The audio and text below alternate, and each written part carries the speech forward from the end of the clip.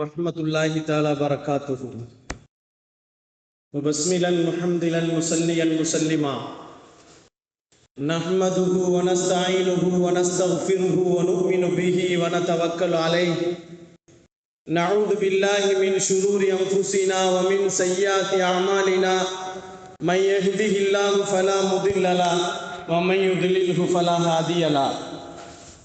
نشهد أن لا إله إلا الله نشهد أن محمدا عبده ورسوله أرسله بالحق بشيرا ونذيرا وداعيا إلى الله بإذنه سراجا منيرا. سبحانك لا علم لنا إلا ما علمتنا إنك أنت العليم الحكيم. أما بعد فقد قال الله تعالى في محكم تنزيل والفرقان العليم. أعوذ بالله السميع العليم. بسم الله الرحمن الرحيم. ومن يشفع شفاعة حسنة يكن له نصيب منها ومن يشفع شفاعة سيئة يكن له كفل منها. صدق الله مولانا العليم. قال نبينا صلى الله عليه وسلم الناس إذا رأوا الظالم ولم يأخذ على يديه أوشك أو يعمه அல்லாஹு யகாபிஹி மின்ஹு. ஸதகல்லாஹு மௌலானல் அலீம். ஸதக ரசூலுஹு நபியுல் கரீம். வ நஹ்னு அலா ذلك மினஷ் ஷாஹிதீன வ ஷாக்கிரீன் வல்ஹம்துலில்லாஹி ரப்பில் ஆலமீன். புகழ் அனைத்தும் இரட்சகன் அல்லாஹ்விற்கே உரித்தாகட்டும். உம்மா நபி ஸல்லல்லாஹு அலைஹி வஸல்லம் அவர்களின் மீதும் அருமை நாயகம் ஸல்லல்லாஹு அலைஹி வஸல்லம் அவர்களின் குடும்பத்தார்கள் மீதும் பெருமானார் ஸல்லல்லாஹு அலைஹி வஸல்லம் அவர்களின் தோழர்கள் சஹாபாக்களின் மீதும் தாபீன்கள் மீதும் தபோ தாபீன்கள் மீதும் நல்லவர்கள் நாதாக்கள் நம் அனைவர்களின் மீதும் அல்லாஹுவின் கருணையும் சாந்தியும் சமாதானமும் என்றென்றும் நின்று நிலவட்டுமாகுக. முந்திய சஃப்புகள் எல்லாம் காலியாகவே இருக்கிறது. முந்திய சஃப்பின் நன்மைகள் அதிகப்படியாக இருப்பதால் முந்திய சஃப்பை பூர்த்தி செய்து அமருங்கள். அல்லாஹ் உங்களுக்கும் எனக்கும் ரஹமத்து செய்வானாக. கண்ணியத்திற்குரியவர்களே, அல்லாஹுவின் நல்லடியார்களே, இஸ்லாத்திலே கடமைகள் நிறைய இருக்கிறது. தொழுகுவது, நோன்பு வைப்பது, ஹஜ்ஜி செய்வது, ஜகாத்து கொடுப்பது என்பது மட்டும் நாம் நினைத்து கொண்டிருக்கிறோம். கடமைகள் நிறைய இருக்கிறது. அதிலே மிக முக்கியமான ஒரு கடமை என்னவென்று சொன்னால் அசத்தியத்தை அழித்து சத்தியத்தை கொண்டு வருவது. அசத்தியத்தை அழிக்க வேண்டும். குல் ஜாஅல் ஹக்கு வ ஸஹகல் பாத்தில் இன்னல் பாத்தில கான ஸஹூகா. அல்லாஹ் குர்ஆனிலே சொல்லுகிறான், நிச்சயமாக அசத்தியம் அழிந்தே போகும், சத்தியம் தான் உண்மையாக நிற்கும் என்று அல்லாஹ் சொல்லுவான். கண்ணியமானவர்களே, அல்லாஹுவின் நல்லடியார்களே, ஒவ்வொரு முஸ்லிம்களுக்கும் மிக முக்கியமான ஒரு கடமை என்னவென்று சொன்னால் அசத்தியத்தை அழிக்க வேண்டும். இன்றைய காலகட்டங்கள் தேர்தலை முன்னோக்கி கொண்டிருக்கிறோம். நாம் தேர்தலிலே அசத்தியங்களை விட்டும் அதை தூரமாக்க வேண்டும், அவர்களை இந்த நாட்டை விட்டே ஒழிக்க வேண்டும் என்பது இஸ்லாமியர்கள் மீது கட்டாய கடமை. கண்ணியமானவர்களே, அல்லாஹுவின் நல்லடியார்களே, அரசியல் எனக்கு எதிரி என்று நீங்கள் சொல்லி கடந்து போகுவது அது நியாயம் இல்லை. அரசியல் எனக்கு பிடிக்காது என்று சொல்லி நீங்கள் தாண்டி போவது அது உங்களுக்கு கடமை இல்லை. இஸ்லாம் சொல்லுகிறது, அசத்தியமான ஆட்சிகள் நடக்குகின்ற நேரத்தில் அதற்கு நீங்கள் குரல் கொடுத்து அவர்களை எதிர்த்து நிற்பது இஸ்லாமிய ஒவ்வொரு நபர்களின் மீது கட்டாய கடமை என்பதாக சொல்லுகிறார். கண்ணியமானவர்களே, அல்லாஹுவின் நல்லடியார்களே, அந்த அசத்தியவாதிகளை இந்த நாட்டை விட்டு விரட்டுவது மட்டுமல்ல, அவர்களை விட்டும் இந்த நாட்டை காப்பாற்றுவதும் இஸ்லாமியர்கள் மீது கட்டாய கடமையாக இருக்கிறது. சிலர் ஓட்டு போடுவதே இல்லை, சிலர்கள் ஓட்டு போடுவதே இல்லை. அவர்கள் நினைத்து கொண்டார்கள், நான் ஓட்டு போடுவதனால் எந்த ஒரு பயனும் இல்லை என்று நினைத்து கொண்டார்கள். ஆனால் சொல்லுகிறது, நீங்கள் ஓட்டு போடாமல் இருப்பது அசத்தியத்திற்கு சாதகமாக இருக்கிறீர்கள் என்பதைத்தான் சொல்லுகிறது. நீங்கள் பாசிசத்திற்கு நீங்கள் சப்போர்ட்டாக இருக்கிறீர்கள் என்பதைத்தான் இஸ்லாம் நமக்கு சொல்லுகிறது. கண்ணியமானவர்களே, ஓட்டு போடுவது மார்க்கத்தில் கட்டாய கடமை என்றே சொல்லப்படுகிறது. ஃபரது வாஜிப் என்பதே சொல்லப்படுகிறது. நாட்டின் உரிமை அது. நம்முடைய குடி உரிமைகளிலே உண்டான உரிமைதான் ஓட்டு போடுவது என்பதாக இஸ்லாம் நமக்கு சொல்லப்படுகிறது. நம்மில் ஓட்டு போடாதவர்கள் திட்டமாக அந்த பாசிசத்திற்கு அவர்கள் சப்போர்ட்டாக இருக்கிறார்கள் என்பதில் சந்தேகமே இல்லை என்பதை ஒவ்வொருவரும் விளங்கிக் கொள்ள வேண்டும் என்பதை பெருமானார் ஸல்லல்லாஹு அலைஹி வஸல்லம் நமக்கு சொல்லுவார்கள். ஓட்டு போடுவது என்பது மார்க்க ரீதியாக பார்க்குகின்ற நேரத்திலே ஒரு நல்ல மனிதனுக்கு நாம் சிபாரிசு செய்கிறோம், ஒரு நல்ல மனிதனுக்கு நாம் சிபாரிசு செய்கிறோம், சப்போர்ட் செய்கிறோம். இவர் இந்த நாட்டினுடைய பிரதமராக அல்லது இந்த நாட்டினுடைய முதலமைச்சராக வந்தால் நமக்கு நன்றாக இருக்கும் என்ற ஒரு நல்ல எண்ணத்தோடு, ஒரு நல்ல முடிவோடு நல்ல மனிதனை நீங்கள் தேர்வு செய்வது, சிபாரிசு செய்வது உங்கள் மீது கடமை என்று சொல்லப்படுகிறது. தெரிந்தும் சிபாரிசு செய்யாமல் இருப்பது உங்களின் பாவங்களில் அது எழுதப்படும் என்று சொல்லப்படுகிறது. கண்ணியமானவர்களே, அல்லாஹ்வின் நல்லடியார்களே, ஒரு தேசம் இருக்கிறது அல்லவா, அது இன்றைய காலகட்டத்திலே மிக எதிர்ப்பை நோக்கி கொண்டிருக்கிறது. எதிர்ப்பு சக்தியை நோக்கி கொண்டிருக்கக்கூடிய இந்த இஸ்லாம் நிச்சயமாக எதிர்த்து நம்மை அடித்துக் கொண்டிருக்கக்கூடிய அந்த சக்தியை நாம் வீழ்த்தடிக்க வேண்டும் என்பதை இஸ்லாம் நமக்கு சொல்லப்படுகிறது. நாட்டை நாம் இந்த துரோகிகளில் இருந்து பாதுகாக்க வேண்டும் என்பதாக இஸ்லாம் நமக்கு சொல்லுகிறது. அதனால் தான் சொல்லுகிறார்கள், இஸ்லாம் நமக்கு மார்க்கத்திலே ஓட்டு போடுவது என்பது வாஜிபு, ஃபரல் என்பதாக சொல்லப்படுகிறது. கட்டாய கடமை. ஓட்டு போடாமல் இருப்பது பாவி என்பதாக சொல்லப்படுகிறது. நபிகள் நாயகம் ஸல்லல்லாஹு அலைஹி வஸல்லம் சொல்லுவார்கள், ஒரு அக்கிரமக்காரன் இருக்கிறான், அவனை தெளிவாக தெரிகிறது, அவனால் நமக்கு நிறைய இடைஞ்சல்கள் இருக்கிறது. நமக்கு மட்டுமல்ல, சமுதாயத்தில் அனைவர்களுக்கும், முஸ்லிம் அல்ல முஸ்லிம் அல்லாதவர்களுக்கும், உலகத்திலே மக்களுக்கு மிக அராஜகத்தை செய்து கொண்டிருக்கக்கூடியவர்கள் என்பதாக நமக்கு தெளிவாக தெரிகின்றது. ஒரு மனிதன் அக்கிரம் செய்து கொண்டிருக்கிறான், நாட்டின் அரசனாக இருந்தாலும், முதலமைச்சராக இருந்தாலும், பிரதமர்களாக இருந்தாலும், நாட்டிலே அவர்கள் செய்யக்கூடிய அராஜகத்தின் எல்லா எல்லைகளையும் நாம் பார்த்து கொண்டிருக்கின்ற நேரத்தில் வாய்மூடி இருப்பது இஸ்லாத்தில் கடமை இல்லை. அதை எதிர்த்து நிற்க வேண்டும் என்று இஸ்லாம் சொல்லுகிறது. கண்ணியத்திற்குரியவர்களே, ஒரு சமுதாயம் கையும் களவுமாக அந்த தலைவர்களை பிடிக்க வேண்டும் என்று இஸ்லாம் நமக்கு கண்டிப்பாக சொல்லுகிறது. அவர்களை பிடிக்கவில்லை என்று சொன்னால் அனைத்து தண்டனைகளும் நம் மீது வந்து சேரும் என்பதை இஸ்லாம் நமக்கு சொல்லுகிறது என்று பெருமானார் ஸல்லல்லாஹு அலைஹி வஸல்லம் சொன்னார்கள். தேசம் ஆபத்தில் இருக்கிறது. தேசம், இந்த இந்திய தேசம் பேர் ஆபத்திலே இருக்கிறது என்பதை நாம் விளக்க வேண்டும் என்று சொன்னால் நிறைய பட்டியல்கள் இருக்கிறது. கண்ணியமானவர்களே, அல்லாஹ்வின் நல்லடியார்களே, மூத்த குடிமக்கள் யார் தெரியுமா? இஸ்லாமியர்கள் தான் இந்த நாட்டினுடைய மூத்த குடிமக்கள். இரண்டாம் பட்சம் அல்ல, 10ஆம் பட்சம் அல்ல. ஆனால் இன்றைய காலகட்டத்திலே இஸ்லாமியர்கள் 10வது குடிமக்களாக நடத்தப்படுகிறார்கள் என்பதை பார்க்கின்ற நேரத்தில் தான் மூத்த குடிமக்கள் கடைசி இடத்திற்கு வந்து விட்டார்கள். கண்ணியமானவர்களே, அல்லாஹ்வின் நல்லடியார்களே, அடிக்க அடிக்க அடியை வாங்கி கொண்டு குனிந்து போகக்கூடிய இந்த சமுதாயம் எப்பொழுது நிமிரப் போகிறது? இந்த தேர்தலில் தான் நாம் அவர்களை கணிக்க வேண்டும். இந்த தேர்தலில் தான் அவர்களுக்கு சரியான சாட்டை அடிகளை கொடுக்க வேண்டும் என்று இஸ்லாம் நமக்கு சொல்லி காட்டுகிறது. கண்ணியமானவர்களே, அல்லாஹ்வின் நல்லடியார்களே, தேசம் முழுக்க குடிமக்கள், குடி உரிமைகள் நமக்குத்தான் இருக்கிறது என்பதை அவர்களுக்கு சொல்ல வேண்டும். நாங்கள் ஒன்றும் பாகிஸ்தானில் இருந்து வந்தவர்கள் அல்ல, நாங்கள் ஒன்றும் அரபுலகத்தில் இருந்து வந்தவர்கள் அல்ல, நாங்கள் இங்கே பிறந்தவர்கள், நாங்கள் இஸ்லாமியர்கள். எங்களுடைய இஸ்லாம் என்று நாங்கள் இஸ்லாம் ஆனவர்கள். கண்ணியமானவர்களே, அல்லாஹ்வின் நல்லடியார்களே, நபிகள் நாயகம் ஸல்லல்லாஹு அலைஹி வஸல்லம் அவர்கள் சொல்லுவார்கள், இந்த தேசத்திலே இஸ்லாமியர்கள் தான் எல்லா விஷயத்திலும் மிக முன்னுரிமையிலே இருக்கக்கூடியவர்கள். இன்று அல்ல, 1400 ஆண்டுகளுக்கு முன்னால் இருந்துதான் இஸ்லாமியர்கள் எது எடுத்தாலும் முன்னுரிமையிலே முன்னால் இருப்பார்கள். ஒரு மனிதனுக்கு, ஒரு குடிமகனுக்காக வேண்டி கஷ்டம் ஏற்பட்டு விட்டால் முதல் குரல் இஸ்லாத்தினுடைய குரலாகத்தான் இருக்கும்.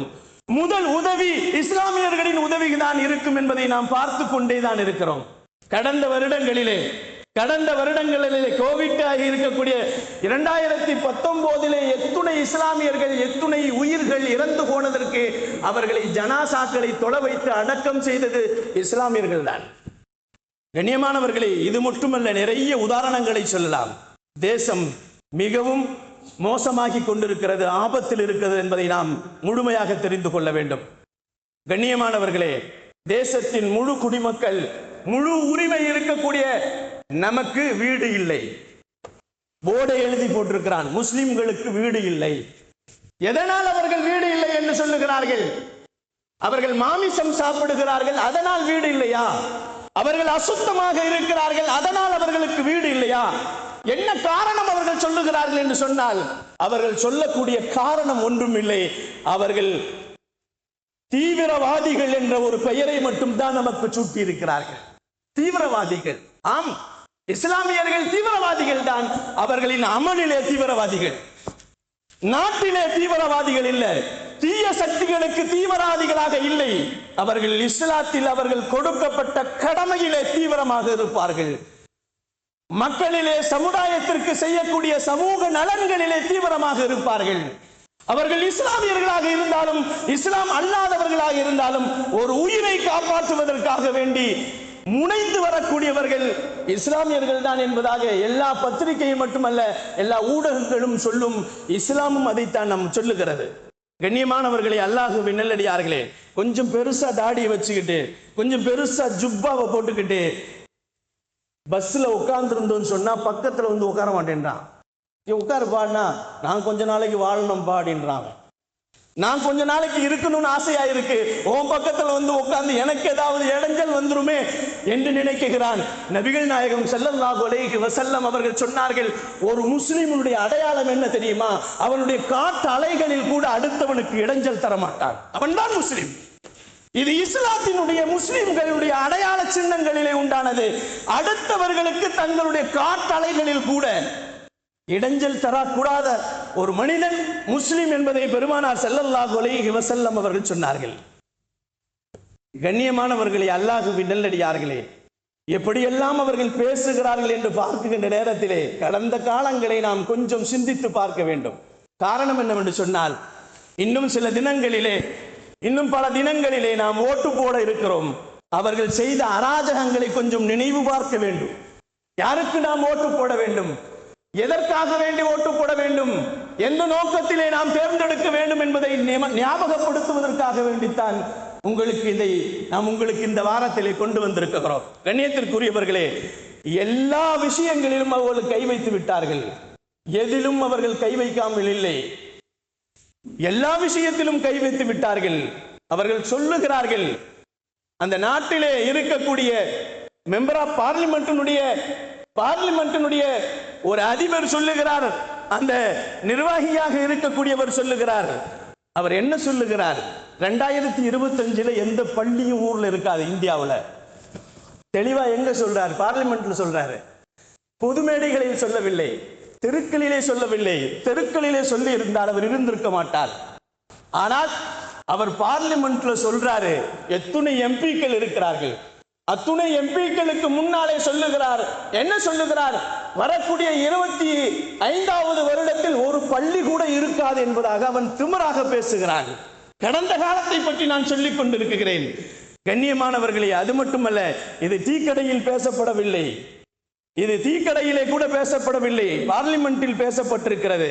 இன்னொரு வார்த்தையும் அந்த எம்பி சொல்லுகிறார், ராமர் கோவிலை கட்டுவதற்கு உதவி செய்யக்கூடியவர்கள் யார் என்று சொன்னால் அவர்கள் ராம ஜென்மங்கள் என்று சொல்லுகிறார். ராம ஜென்மங்கள் என்று சொல்லுகிறார். ராமஜாதிகள் என்பதாக சொல்லுகிறார். ராமஜாதிகள் என்று சொல்லுகிறார்.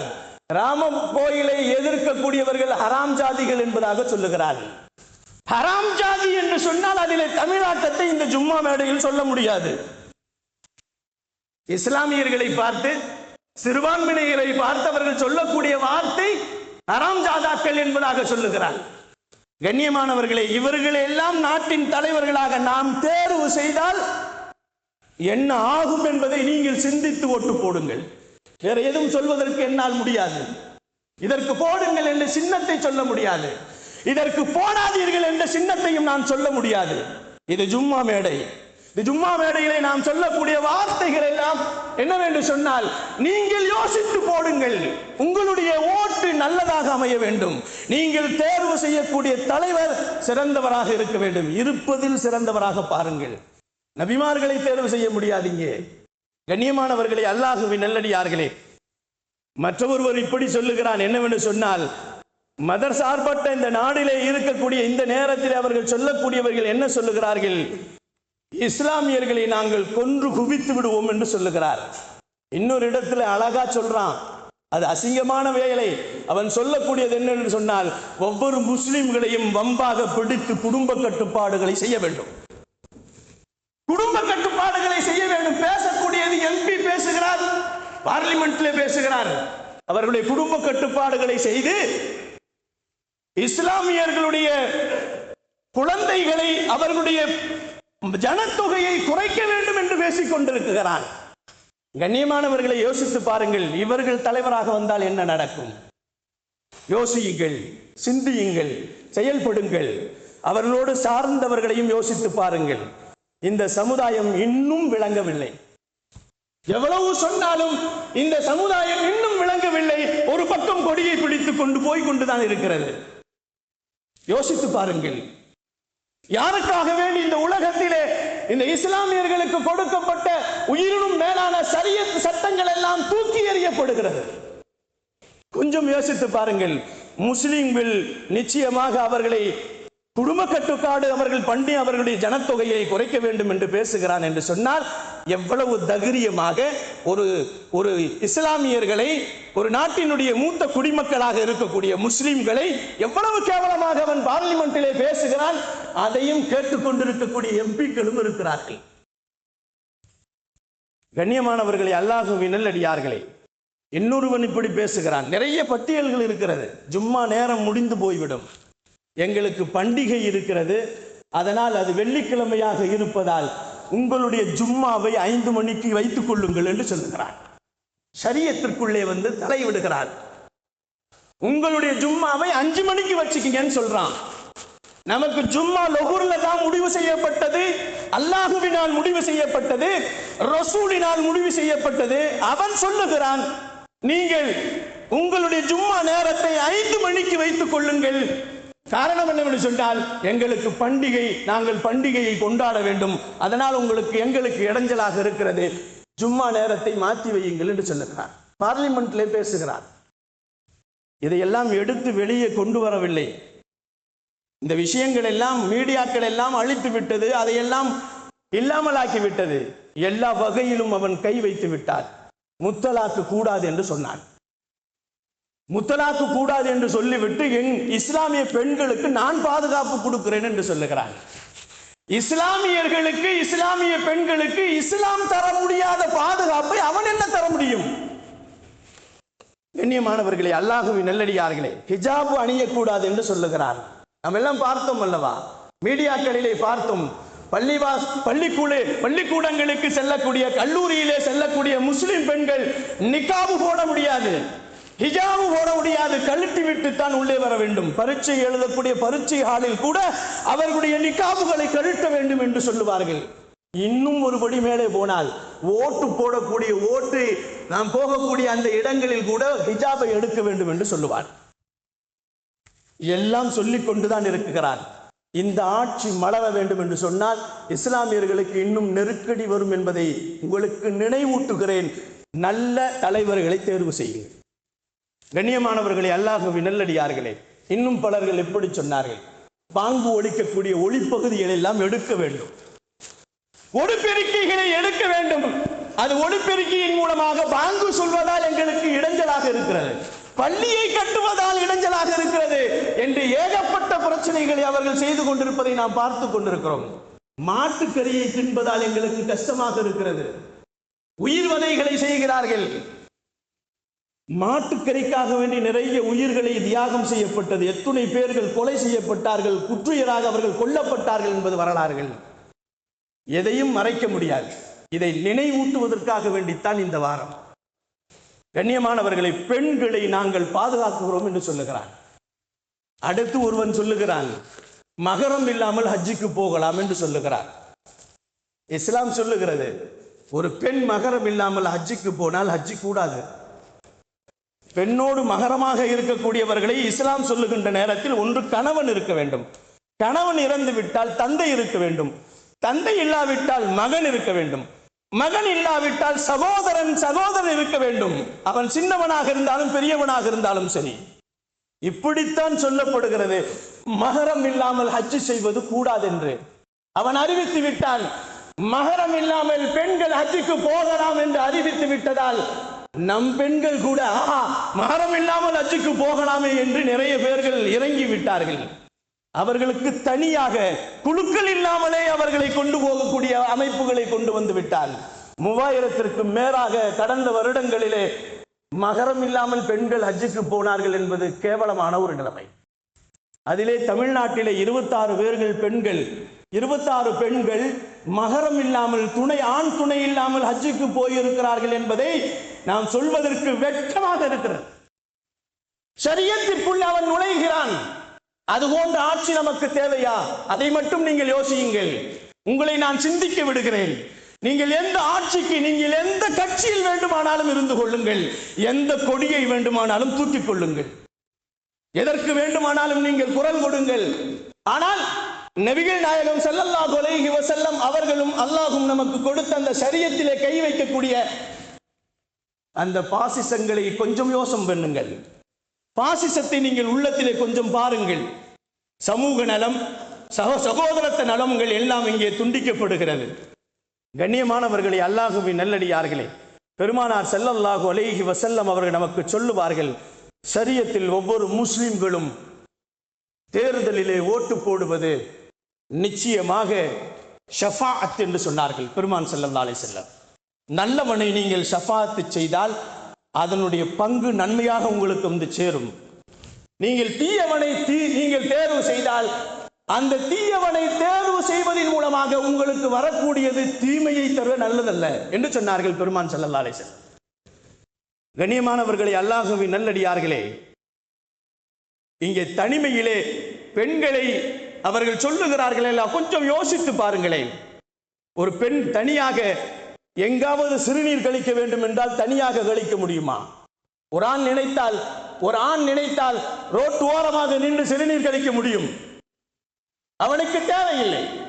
அவன் வேகமாக எங்கே போய் கொண்டிருக்கின்ற நேரத்தில் அவன் தனிமையிலே எது வேண்டுமானாலும் செய்யலாம். ஒரு பெண் தனிமையாக செய்ய முடியுமா? நடு ரோட்டிலே 3 மணிக்கு 4 மணிக்கு நாம் நடு ரோட்டில் நிற்கிறோம், பஸ் கிடைக்கவில்லை, ஒரு ஆண் இருக்கிறான், அவன் ஏறாவது 2 வீலர் வருவதை நேரத்தில் கையை அசைத்தால் அவனுக்கு உதவி செய்து கூட்டி போவான். ஆனால் ஒரு பெண் நடு ரோட்டிலே 1 மணிக்கு கை நீட்டினான், அந்த பெண்ணுக்கு என்ன பெயர் சொல்லப்படும்? இவர்கள் எங்கே கொண்டு போய் சேர்க்கிறார்கள்? மகரம் இல்லாமல் பெண்கள் வெளியில் செல்லலாம். பெண்களின் சுதந்திரத்தை பற்றி பேசுகிறார்கள். பெண்கள் சுதந்திரத்தை பற்றி இஸ்லாம் பேசுகிறது.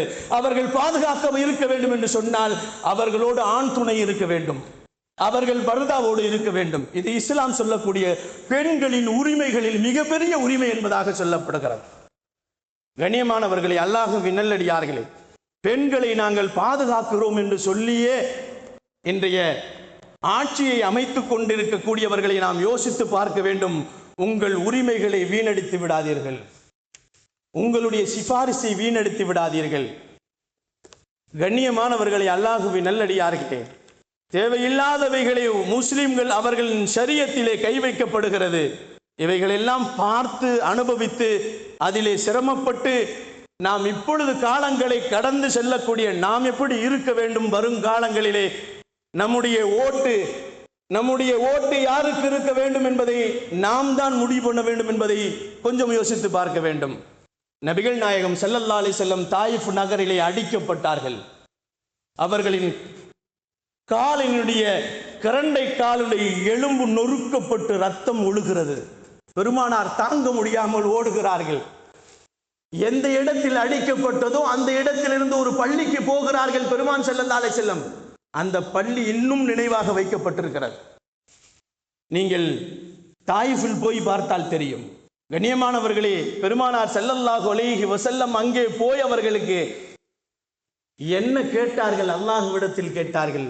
அல்லாஹும்ம அன்த ரப்பி, அல்லாஹ்விடத்தில் கேட்டாங்க. அல்லாஹும்ம அஷ்கு இலை லூஃப குவத்தி, அல்லாஹ் நான் பலகீனமாக ஆகிவிட்டேன், எனக்கு பலகம் இல்லை, எனக்கு நீ உதவி செய்.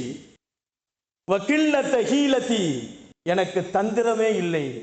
இவர்கள் என்னை அடிக்கிறார்கள், கால் எலும்புகளை உடைத்து விட்டார்கள். ரப்பே, என்னிடத்தில் பலம் இல்லை, எனக்கு தந்திரமும் இல்லை, நீதான் என்னை பாதுகாக்க வேண்டும்.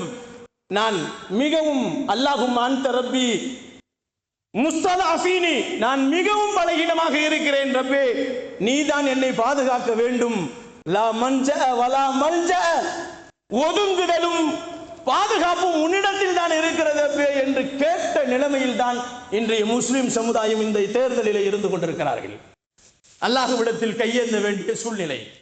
அல்லாஹும்ம லா துஸல்லித் அலைனா, யா அல்லாஹ் எங்கள் மீது ஆட்சி அதிகாரங்களை செலுத்தக்கூடியவர்களே, எங்களின் மீது லா துஸல்லித் அலைனா மல்லா யஹாஃபுக, உன்னை பயப்படாதவர்களை நீ ஆக்கி விடாதே. வலா யர்ஹம்னா, எங்களின் மீது இரக்கம் காட்டாதவர்களை எங்களுக்கு ஆட்சியாளர்களாக ஆக்கிவிடாதே என்ற துஆவை கேட்டுக்கொண்டே இருங்கள் என்பதை நபிகள் நாயகம் ஸல்லல்லாஹு அலைஹி வஸல்லம் நமக்கு சொல்லித் தந்த மந்திர வார்த்தைகள். நபிகள் நாயகம் ஸல்லல்லாஹு அலைஹி வஸல்லம் அப்படி துஆ செய்ததால் அல்லாஹ் ஜல்ல ஷானஹு தஆலா அவர்களுக்கு தாயிஃபில் இருந்து அவர்களுக்கு மிகப்பெரிய உதவியை கொடுத்தான் என்பதாக வரலாறு. ஓட்டு போடுவது என்பது சிபாரிசு செய்வது. ஒரு மனிதன் இவர் நல்லவருங்க, இவர் தலைவருக்கு தகுந்தவருங்க, இவர் எம்எல்ஏவுக்கு தகுந்தவருங்க, இவர் எம்பிக்கு தகுந்தவருங்க, இவர் தாங்க இந்த நாட்டினுடைய நல்ல மனிதர் என்று இருப்பதில் நல்லவர்களுக்கு நீங்கள் ஓட்டு போடுங்கள். யாருக்கு போட வேண்டும் என்று என்னால் சொல்ல முடியாது, நீங்களே முடிவு செய்யுங்கள். கண்ணியத்திற்குரியவர்களை, அல்லாஹுவின் நல்லடியார்களே, நபிகள் நாயகம் ஸல்லல்லாஹு அலைஹி வஸல்லம் நமக்கு சொல்லுவார்கள் என்னவென்று சொன்னால், கண்ணியமானவர்களை, நமக்கு கொடுக்கப்பட்ட அந்த உரிமைகளை வீணடித்து விடாதீர்கள், வீணாக விற்று விடாதீர்கள், ஓட்டை வித்து விடாதீர்கள், வீணடித்து விடாதீர்கள், போடாமல் இருந்து விடாதீர்கள். நல்ல வேட்பாளரை தேர்வு செய்யுங்கள். அப்படி செய்தால் நல்ல காரியங்களை நீங்கள் செய்த நன்மைகள் உங்களுக்கு கிடைக்கும். தீய வேட்பாளர்களை நீங்கள் தேர்வு செய்தால் வரக்கூடிய தீமைகள் அனைத்தும் இந்த உலக மக்கள் அனைவர்களுக்கும் வந்து சேரும் என்பதை நபிகள் நாயகம் ஸல்லல்லாஹு அலைஹி வஸல்லம் நமக்கு சொல்லி காட்டினார்கள். அன்பிற்கினியவர்களே, அல்லாஹுவின் நல்லடியார்களே, சின்னங்கள் நமக்கு நோக்கம் இல்லை. நல்லாட்சியை மலரக்கூடியவர்கள் மட்டும்தான் நமக்கு நோக்கம். யார் நல்லாட்சி செய்வார்கள், யார் செய்து கொண்டிருக்கிறார்கள், எப்படி செய்வார்கள்? இந்த இஸ்லாமியர்கள் நிம்மதியாக தொழ முடிய வேண்டும், இஸ்லாமியர்கள் பள்ளியிலே வந்து தொழ முடிய வேண்டும், பள்ளிவாசலில் பாங்கு சொல்லப்பட வேண்டும். இந்த நிலைமைகள் எல்லாம் நம்மிடத்தில் தொடர்ந்து வர வேண்டும் என்று சொன்னால் நீங்கள் யாரை தேர்வு செய்ய வேண்டும் என்பதை உங்களுக்கே தெரியும். நீங்கள் அவர்களை தேர்வு செய்யுங்கள். தயவு செய்து ஓட்டு போடாமல் இருந்து விடாதீர்கள். ஓட்டு போடுவது ஒவ்வொரு மனிதனுடைய ஜனநாயக உரிமையாக இருந்தாலும் இஸ்லாத்திலே அது ஃபரலாகவும் வாஜிபாகவும் கருதப்படுகிறது என்பதை உங்களுக்கு மீண்டும் ஒருமுறை சொல்லிவிட்டு, அல்லாஹு ஜல்ல ஷானஹு தஆலா நல்லாட்சி மலர வேண்டும். வரக்கூடிய ஆட்சி அல்லாஹ்விற்கு பயந்தவர்களாக, நம்மீது இரக்கம் கொண்டவர்களாக நல்ல ஆட்சிகளை அல்லாஹ் கொடுக்க வேண்டும் என்ற துவாவோடு வாழும் காலங்கள் எல்லாம் காபாவிற்கு சென்று ஹஜ்ஜையும் உம்ராக்களையும் தவாஃபுகளையும் செய்யக்கூடிய நல்லடியார்களாக வாழும் காலங்கள் எல்லாம் நபிகள் நாயகம் ஸல்லல்லாஹு அலைஹி வஸல்லம் அவர்களை கனவிலும் நினைவிலும் கண்டுகளிக்கக்கூடிய, நேரடியாக அவர்களை ஜியாரத்து செய்யக்கூடிய, மறுமையிலே ஷஃபாத்து பெறக்கூடிய வாழும் காலங்கள் எல்லாம் களிமாவோடு வாழ்ந்து, களிமாவோடு நடந்து, களிமாவோடு மடியக்கூடிய நல்ல பாக்கியசாலிகளாக அல்லாஹ் உங்களையும் உங்களுடைய குடும்பத்தாரையும் என்னையும் என்னுடைய குடும்பத்தாரையும் அல்லாஹ் ஆக்கி அருள்வானாக. வாஹுரு தாவானா வனில் ஹம்துலில்லாஹி ரப்பில் ஆலமீன். அஸ்ஸலாமு அலைக்கும் வரஹ்மத்துல்லாஹி தஆலா பரகாத்.